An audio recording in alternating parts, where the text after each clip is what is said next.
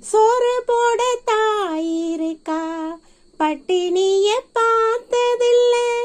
தாயிருக்கும் காரணத்தால் கோயிலுக்கு போனதில்ல.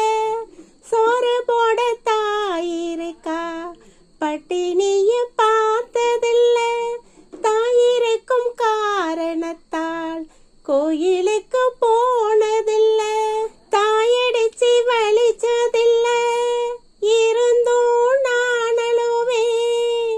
நான் அழுதா தாங்கிடுமா, உடனே தாயழுவா. ஆக மொத்தம் தாய் மனசு போல் நடக்கும் பிள்ளைதான். வாழுகிற வாழ்க்கையிலே தோல்விகளே இல்லதான். தொட்டில் மேலே முத்து மாலை, வண்ண பூவா விளையாட, சின்ன தம்பி எச பாட, துளி